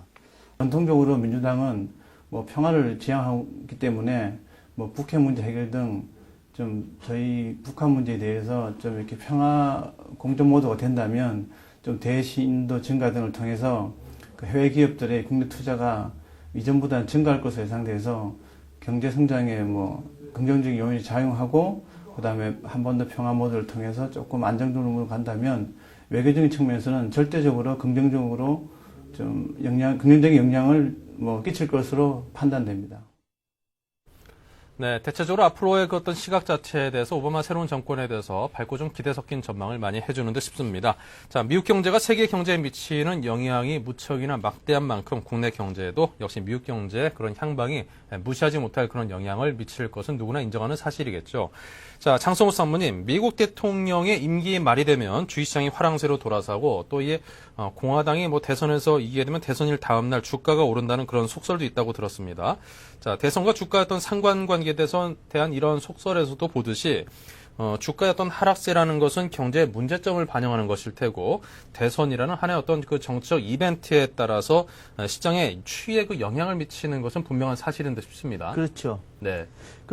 결국 주식시장하고 어떤 대선과의 관계는요, 영향을 받을 수밖에 없습니다. 왜냐하면 대선 주자들의 선거 공약에 따라서 산업 구조 변화가 나타나고요. 이런 산업 구조 변화는 기업들의 어닝 자체에 영향을 줄 수밖에 없습니다. 네. 그리고 특히 이제 대선 즈음에서 보면 이제 향후 어느 대통령이 될 것인가에 대한 어떤 불확실성이 높거든요. 그래서 이제 대선이 즈음에서는 그런 불확실성이 사라지면서 향후 기업들에 대한 어닝 자체가 변화할 수 있는 중요한 모멘텀이 발생하기 때문에요. 현재의 어떤 그 대선과 주식시장 가격에는 아주 밀접한 관계가 있고요. 또 최근에 들어서는 워낙 금융시장이 급락하는 어떤 혼란기를 지금 보여줬거든요. 거의 공포감이 시장에 너무 만연된 상태이기 때문에 이번에 네임덕 현상이 끝나면서 새로운 대통령에게 힘을 실어주면서 어떤 경제 정책에 대한 방향성, 다음에 다시 또한 신뢰성, 또한 일관성을 보여줄 수 있습니다. 이런 점에서 대선이 끝나고 나서 현재의 주식시장은 좀 과거보다는 조금 밝게 보여야 되지 않나라는 것이 제 개인적인 생각이고요. 결국 이런 정책에 대한 방향성이 명확해졌을 때 이런 투자자들의 하고는 투자 심리를 안정화시키고 그리고 이런 투자 심리 안정이 실제 투자로 나타나는 그런 기업들의 투자 또한 주식시장의 투자 또한 부동산의 투자로 연결될 수 있다고 생각이 됩니다. 네. 자, 그렇다면 심재혁 팀장님께서는 오바마 대통령이 당선된 후에 이 증시의 어떤 방향성이 과연 어느 쪽으로 향할 것으로 보시는지 그게 굉장히 궁금합니다. 예, 오늘 장에서 약간 이러한 부분이 나타났다고 볼 수가 있는데요. 오바마 대통령이 당선됐다는 소식이 들리면서 증시의 상승폭이 좀 약간 둔화가 됐고요. 결과적으로는 1200포인트를 지키지 못하고 마감했습니다. 네. 아무래도 시장에서 좀 관심을 두는 것은 오바마 대통령이 당선되긴 했지만 미국의 펀더멘탈 상에서 변화 조짐은 크지 않다. 향후에 이제 해야 될 일이 더 많다고 볼 수가 있는데요. 그래프를 보시면서 말씀드리겠습니다. 이 그래프는 분기별로 미국의 경제 성장률 추이 등 주요 경제 이슈를 갖다 다룬 그래프인데요. 여기서 보시면 알 수 있겠듯이 경제 성장률이 전분기 대비 3분기에 들어서 0.3%가 감소했으면서 2001년 3분기 이후 최대폭으로 둔화가 된 상황입니다. 개인 소비 지출 역시도 전분기 대비 3.1%가 감소하면서 성장률의 2.3%를 잠식한 상황이고요. 주택 건설 투자는 이제 마이너스 20%를 갖다 기록하면서 급락한 상황이기 때문에 현재 상황에서 본다면 미국의 펀더멘탈은 신정부가 들어왔지만 오히려 과거 정부보다 굉장히 좀 안 좋은 상황에 있다. 즉 신정부가 해야 될 일이 굉장히 많다고 볼 수가 있고요. 이러한 점에서 이제 체크할 사항이 신정부가 얼마나 빨리 구성이 되고 향후 경제 대책을 어떤 식으로 구성할지가 주목할 사항입니다. 여기서 이제 관건이 될 수 있는 것은 정부가 추가 금리를 갖다 어느 정도까지 시행할 것이냐, 그리고 제조업에 대한 지원 방안은 얼마나 이제 지원을 할 것이냐, 그리고 주택 차압 방지법을 갖다가 많이 구성을 하고 있는데 여기에 대한 구상 시기와 그리고 실제로 시행 시기가 언제쯤인지를 갖다가 예상해야 되고요. 마지막으로 가장 중요한 것은 미국의 달러화 가치입니다. 달러화 가치가 과거로 봤을 때 이제 민주당이 집권했을 때는 강세 기조를 유지했는데 지금 현 시점에서는 미국의 달러가 엔화보다도 굉장히 상대적으로 약합니다. 이러한 약한 기조를 갖다 어떻게 좀 커버할 수 있느냐가 문제가 될 수 있다고 보고 있고요. 마지막으로 이제 볼 수 있는 것은 파생 시장입니다. 이제 서프라임 사태 이후에 파생 시장의 이제 리스크가 굉장히 커졌는데 미국의 오바마 대통령이 이 부분에 대해서 금융 감독권을 갖다 굉장히 강화하겠다는 의지를 갖다 표명하고 있습니다. 결과적으로 좀 좋다고는 볼 수가 있지만 전 세계 이제 파생 시장의 규모가 굉장히 큰데 이러한 부분이 좀 감소될 가능성이 있다라고 볼 수가 있고요. 또 이제 시장의 이제 관점은 이제 현재까지는 대선이었습니다. 근데 향후에 이제 실적 범위로 넘어갈 수가 있는데요. 그래프를 보시면서 잠깐 말씀을 드릴 텐데요. 네. 이 부분을 보시면 이제 그래프 상황에서 이제 4Q와 그리고 3Q의 실적이 굉장히 중점적으로 부각될 수가 있습니다. 우선 3Q 같은 경우에는 2분기에는 마이너스 그러니까 실적 증가를 갖다 보였다가 3Q에는 이제 15.3% 전년동기 대비 증가할 것으로 예상을 하고 있습니다. 실질적으로 본다면 이러한 증가 패턴은 미국의 경제 성장률이 좀 더 나아질 것이 아니냐라고 또 판단할 수가 있지만 앞서 말씀드렸듯이 GDP의 성장률이 마이너스를 갖다 기록하고 있는 상황이기 때문에 이러한 불확실성이 어느 정도 해소될지가 관건이 될 수가 있고 결과적으로 주식시장의 방향성은 미국 정부의 신정부의 이제 대책도 중요하지만 미국 자체의 펀더멘털이 얼마나 개선될지에 주목할 수밖에 없다고 볼 수가 있고요. 이러한 점에서 지수의 방향성은 아직은 좀 불확실하다고 보고 있습니다. 네, 지수의 방향성은 아직까지는 좀 불확실하다 그렇게 진단을 해주셨습니다. 근데 제가 이제 개인적으로도 한 가지 이제 드는 의문이 사실 그동안 이제 새로운 어떤 리더십에 대해서 열광하고 이제 막 기대감이 섞이면서 막 어떤 증시든 뭐든 상승을 했단 말이죠. 근데 사실 그동안 금융위기니 경제위기니 워낙 큰 불이 난 거를 끄기 위한 대규모 자본을 투여하는 어떤 그런 결정들이 이미 이루어졌고 그렇다면 이제 투여할 수 있는 자본이나 지금 미천이라는 게 한계가 있기 때문에 과연 새로운 대통령이 나온다 하더라도 쓸 수 있는 카드에는 이제 뭐 이미 드러낼 만한 카드를 상당 부분 드러냈기 때문에 좀 쓸만한 카드가 좀 부족하지 않을까. 네, 그런 염려가 들면서 그런 시장의 어떤 실망 그런 것들도 혹시라도 있지 않을까 그런 염려도 하게 됩니다. 사실상 염려는 많이 반영됐다고 볼 수가 있는데요. 저희가 이제 주목하는 것은 앞서 말씀드린 주택 차압 방지법입니다. 네. 가장 크게 이제 문제가 된 게 바로 부동산 시장이었고요. 부동산 시장의 하락폭이 굉장히 크면서 실질적으로 가계 부채를 갖다 급증시키고 있는 양상이기 때문에 이러한 시점에서 부동산이 차압이 만약에 된다면 가격은 굉장히 악화일로를 걸을 수밖에 없습니다. 그래서 미국의 정부와 그리고 금융기관이 같이 협조해서 주택이 현재 상황에서 가격이 떨어지는 건 좋은데 차압까지 당하게 된다면 그 자체는 완전히 가계 쪽의 디플레이션, 그 자산 자체가 없어지는 것이거든요. 네.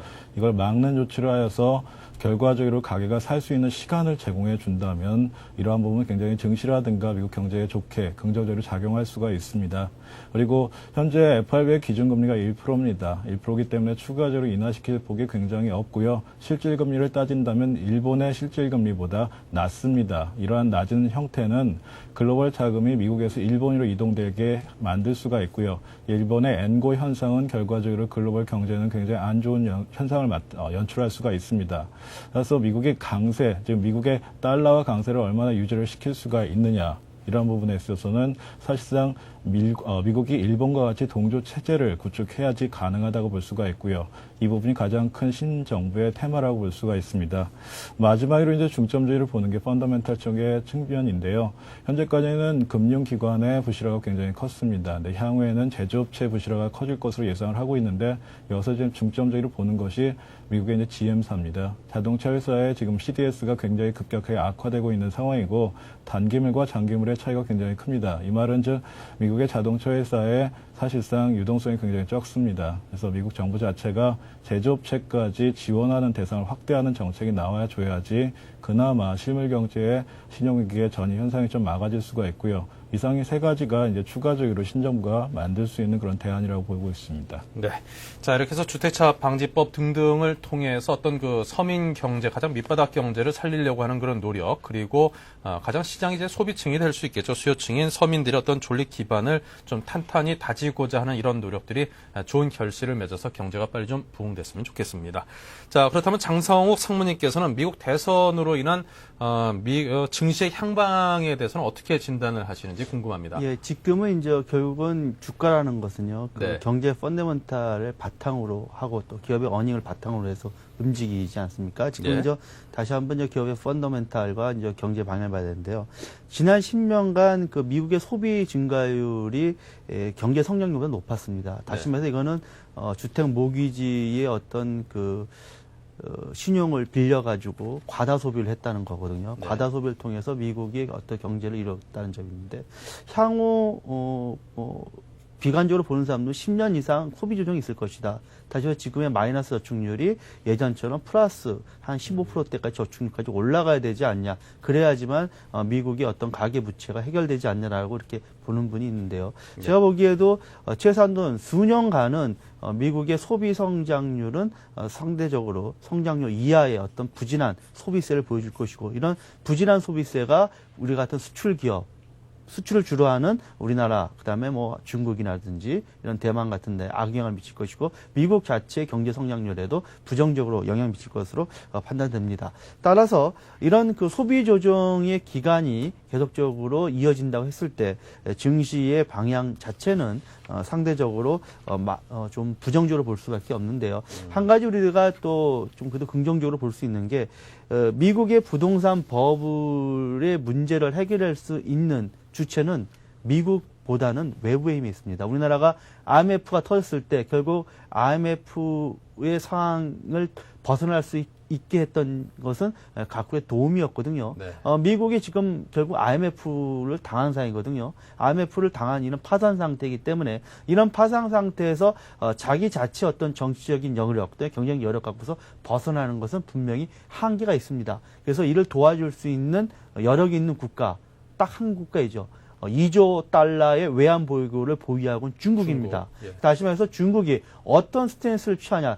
최근에 문제되고 있는 게 7천억 달러의 구제금융의 채권을 누가 사줄 것이냐가 지금 가장 시장의 핫 이슈입니다. 네. 그래서 7천억 달러 중에서 미국의 바람은 2천억 달러 정도는 중국이 사주고 기타 한국이라든지 대만이라든지 그다음에 일본 이런 외환 보유고가 그나마 좀 풍족한 나라가 일부를 사주는 것을 좀 원하고 있거든요. 네. 다시 말해서 미국의 7천억 달러의 구제금융 자체도 미국이 해결할 수 지금 없는 상황에 지금 빠진 상태거든요. 다시 그래서 지금 현재의 미국의 상황을 전환시킬 수 있는 것은 외부의 힘, 특히 이제 중국이 어떤 스탠스를 갖고서 미국을 지원해 주느냐가 가장 관건인 것 같습니다.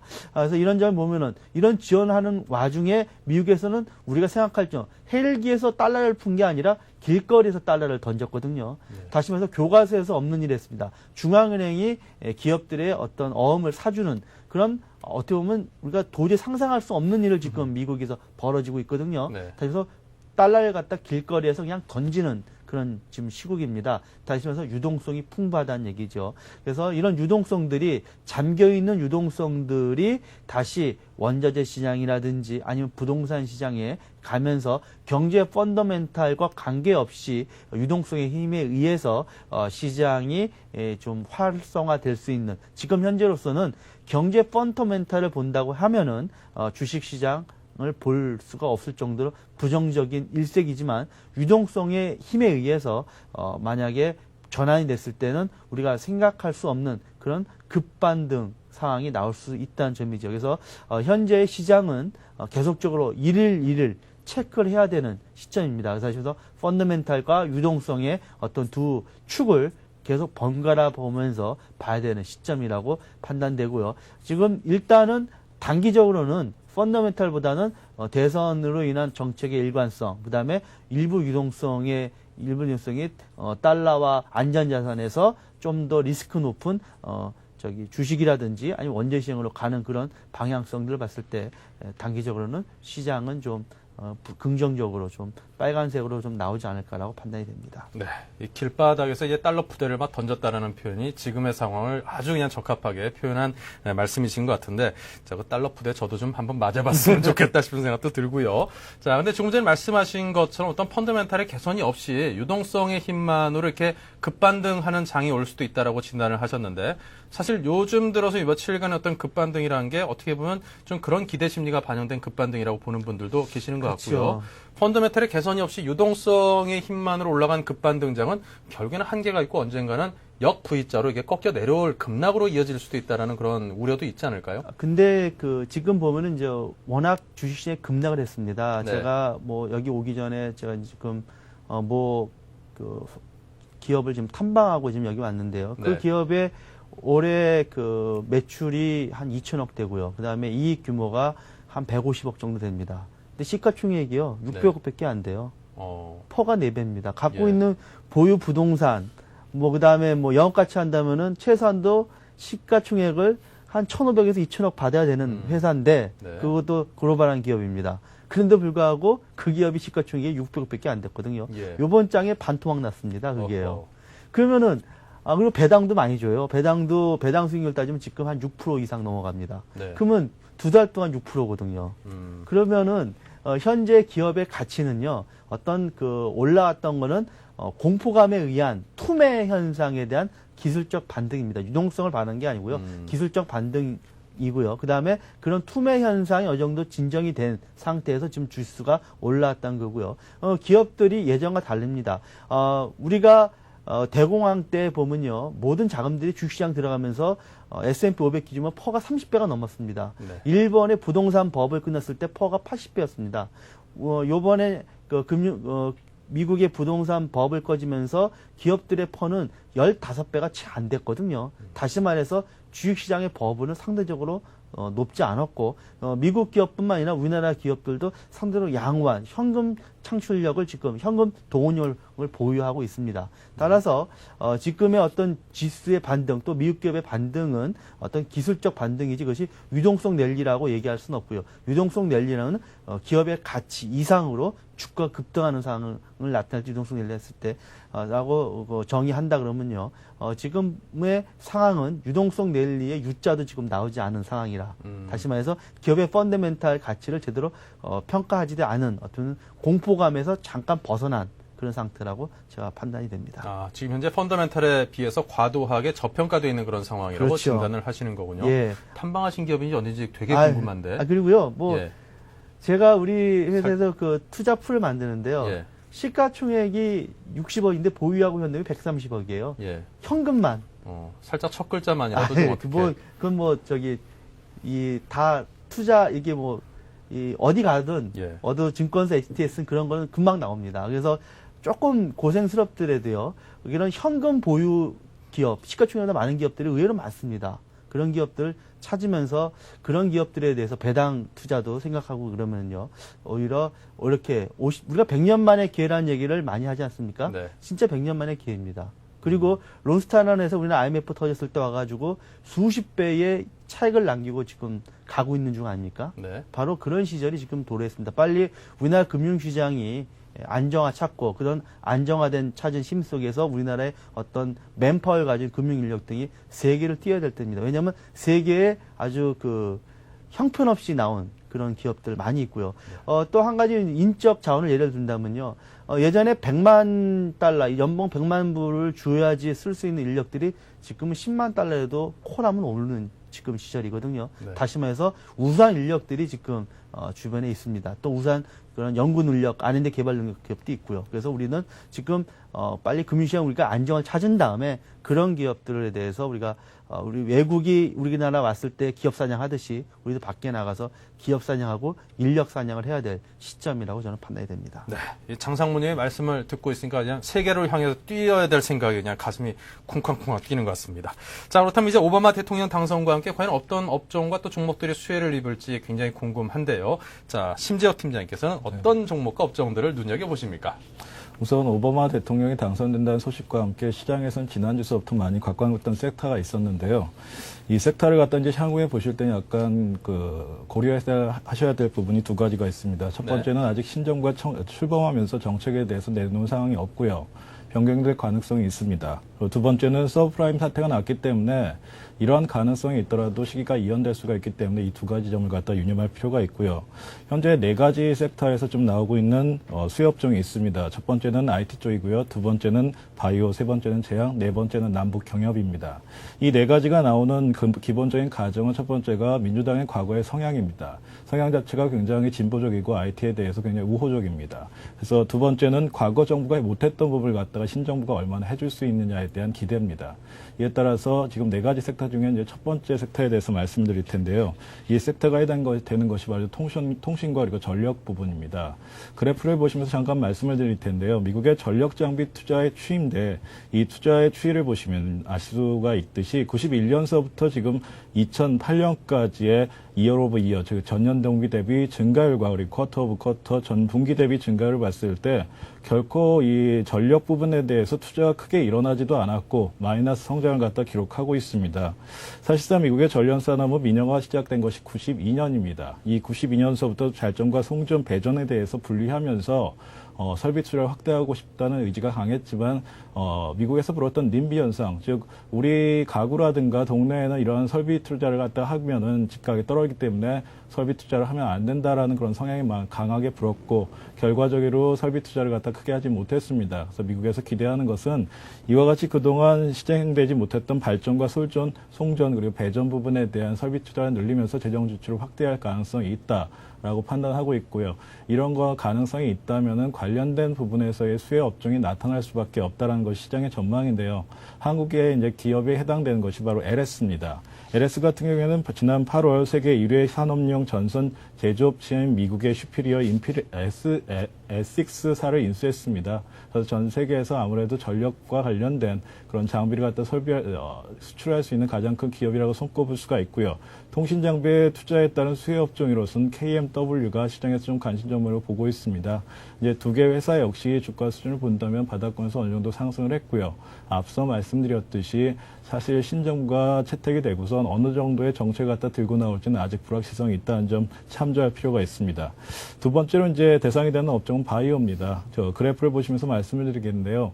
세계 바이오 에탄올 생산국을 갖다 봤을 때 가장 크게 지금 두각이 되고 있는 것은 사실 미국입니다. 미국은 전 세계 바이오 에탄올 생산 45%를 차지하고 있습니다. 하지만 사용액은 굉장히 적습니다. 50억 배럴에 해당되는 바이오 에탄올을 갖다가 지난 해에 사용을 했고요. 이에 비해서 가솔린의 사용액은 1,400억 배럴입니다. 결과적으로 본다면 3.5%에 불과한 수준이기 때문에 향후 2013년까지 정부의 세금 혜택과 그리고 보상 그리고 적극적인 지원을 본다면 굉장히 육성될 수밖에 없는 상황이고 과거에 미국의 민주당의 패턴을 본다면 IT 등 신기술에 대해서 개발하는데 굉장히 적극적이기 때문에 이 부분 역시 가능성이 높다고 볼 수가 있습니다. 따라서 이제 최근에 이제 한국 관련된 바이오 업체들의 주가의 상승이 굉장히 컸다고 볼 수가 있는데요. 기후 협약과 관련해서도 이러한 종목들의 상승이 컸습니다. 종목별로 본다면 한솔 홈텍과 후성 휴캠스 한텍 등이 있고요. 재생 에너지 쪽에서는 이러한 종목들은 재생 에너지 분야였고요. 태양광 쪽에서는 KCC와 소디프 신소재 등이 있었습니다.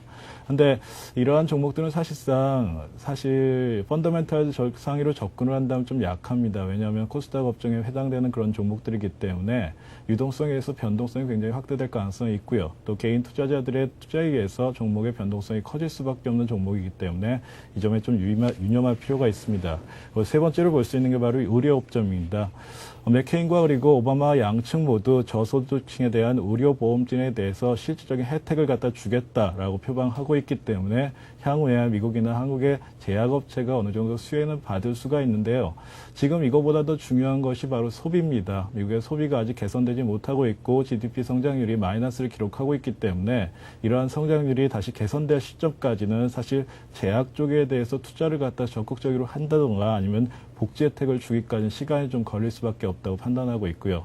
네 번째로 보는 게 이제 남북 경협입니다. 왜냐하면 민주당 같은 경우에는 공화당과 달리 북한에 대해서 상당히 좀 우호적인 스탠스의 외교 정책을 많이 꾸며왔습니다. 그래서 이번에 오바마가 당선이 되더라도 과거에 민주당의 스탠스를 갖다 유지할 수밖에 없다라고 판단해서 최근에 남북 경협지가 많이 상승하고 있는데요. 여기에도 사실상 좀 리스크는 있습니다. 왜냐하면 최근에 김정일 정권이 사실 한번 남북한에 대한 대화에 대해서 굉장히 좀 안 좋은 그런 의사표명을 하고 있고요. 지정학적 리스크 역시도 상조하고 있는 상황이기 때문에 얼마나 이러한 남북 관련 경협지가 사실상 실적을 낼 수 있을지 그리고 미국과 어느 정도 연관 관계를 갖고 있을지는 향후에 볼 수 있는 부분이고요. 이 부분 역시도 미국의 서브프라임 모기지 사태가 해결이 돼야지 가능한 부분입니다. 결과적으로 본다면 지난주와 그리고 이번 주에 굉장히 미국 관련 대선 수혜 업종이 굉장히 탄력을 받았는데요. 향후에는 이러한 업종들이 미국의 정책을 갖다가 얼마 정도 표명할지와 그리고 정책의 가능성에 대해서 많이 주목을 할 것이고요. 이를 위해서는 상당 부분 시간이 좀 필요할 가능성이 있기 때문에 너무 적극적인 매매에 동참하는 것은 약간 자제할 필요도 있다고 판단하고 있습니다. 네. 자, 이런 시장 상황에서 네, 우리 국내 투자자분들이 아마 이제 가장 궁금한 점 바로 그것일 겁니다. 이제 국내 시장에서 어떤 투자를 하기 위한 가장 현명한 선택은 과연 무엇일까? 자, 이에 대한 조언일 텐데요. 자, 두 분께서 먼저 장사모님께서 짧게 한 말씀 부탁드리겠습니다. 예. 현지 시중에서 이제 기술적 반등은 어느 정도 마무리된 것 같습니다. 제가 앵커분한테 말씀드렸는데 우리나라에서 100배 난 그 지역이 있습니다. 지난 20년간요. 땅으로 인해 가지고요. 예. 혹시 어디일 것 같습니까? 100배요. 어디 예. 산골 좀 되게 외진 아니요. 지역이 아닐까 싶은 생각이 드는데. 태안반도하고요. 파주가 100배가 났습니다. 태안반도하고 파주요? 예, 거기가 100배에 딱 올랐거든요. 우리 할아버지께서 왜 거기서 예전부터 농사를 안 지으셨을까요? 지난 그 불시행조 8년 동안요. 100배 난 기업이 있습니다. 네. 바로 현대미포조선, 두산중공업이 100배가 났습니다. 예. 거의 100배 가까이 났거든요. 지금 새롭게 이제 오바마가 나오면서요. 우리가 10배가 아니라 100배 날 수 있는 종목이 있습니다. 근데 아까 말한 두산중공업도 그렇고 그다음 미포조선도 그렇고 공통점이 있습니다. 모든 기업이 턴어라운드 됐다는 점이죠. 다시 말해서 한국중공업에서 두산중공업 나고 현대미포조선도 현대중공업에 인수되고 나서 회사 자체 시절이 바뀌었다는 거. 그다음에 이 기업들은 1등 제품을 만든다는 겁니다. 세계 1등 제품, 담수화 그렇죠. 설비, 그 다음에 세계 최고의 조선을, 배를 만든다는 거. 그리고 마지막으로 꿈을 가졌다는 거거든요. 다시 말해서 이런 세 가지 조건에 부합된 기업이 8년 동안 100배를 낳습니다. 네. 다시 말해서 지금은 어느 시황, 스피어서 중요하죠. 경제 펀더멘탈 중요합니다. 하지만 결국 투자자들에게 중요한 거는 자기한테 10배, 100배 날 수 있는 기업을 찾는 거죠. 땅을 보기 위해서 수많은 사람들이 전국을 헤맵니다.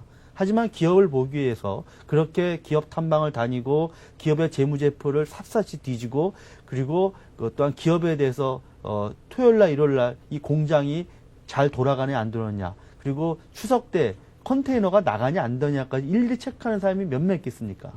그렇게 열심히 수고하고 노력하신 분들은요 100배의 보답을 받을 수 있습니다. 다시 말해서 시황에 연연하기보다는 기업의 펀더멘탈에 아주 밀착해가지고요. 그 다음에 그런 기업들을 발굴하고 그런 기업들에서 투자하고 5년 내지 10년을 기다릴 수 있는 마음을 가졌을 때 바로 100배가 날 수 있다는 점에서요. 현재의 오바마의 경제정책, 산업정책 우리가 알고 있습니다. 거기에 부합된 기업들 그리고 그 기업들에 대해서 우리가 아주 면밀하게 다시 한번 찾아보는 전국의 땅을 보기 위해서 발벗듯이 우리나라 기업들에 대해서 발벗으면 중요한 아주 우리가 수익을 낼 수 있는 기업 우리가 발견할 수 있습니다. 시향보다는 기업의 펀더멘탈, 기업의 어떤 기초 체력을 보는 것이 저는 더 바람직하고요.